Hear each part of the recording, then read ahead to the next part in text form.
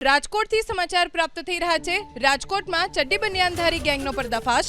દાહોદની ચડ્ડી બનિયાનધારી ગેંગે રાજકોટમાં પર્દાફાશ થયો છે। પડદરીમાં કારખાનામાં ચોરીને અંજામ આપતા હોવાનો ખુલાસો।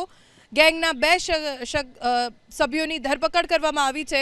હજુ 6 સભ્યો પોલીસ પકડની બહાર છે। આરોપીની તપાસમાં 3 ગુનાનો ભેદ ઉકેલાયો છે। દાહોદની ચડ્ડી બનિયાન ગેંગનું કામ છે। અમારી ટીમ ત્યાં 12 દિવસ સુધી સ્ટેન્ડ બાય રહી। એ લોકો ગામમાં હતા। ગામમાં એ નાનો ફોન યુઝ કરે છે જેનાથી પિન પોઈન્ટ લોકેશન નથી આવતી।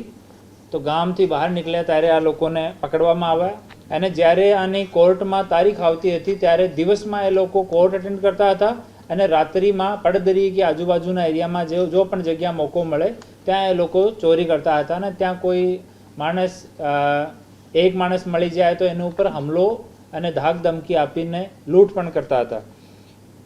આ આરોપીઓ 3 ચોરી અને દહાડની કબૂલાત કરી છે। એક પડદરીની દહાડની કબૂલાત કરી છે, બીજી પડદરીની ચોરીની કબૂલાત કરી છે અને ત્રીજી રાજકોટ શહેરમાં રાજકોટ તાલુકાની એક ચોરીની કબૂલાત કરી છે।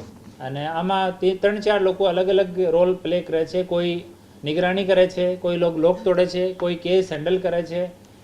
સારા અલગ અલગ એના તમામના રોલ છે। 4-5નો ગ્રુપ અમુક તમામ ચોરીઓમાં આ લોકોનો રહે છે।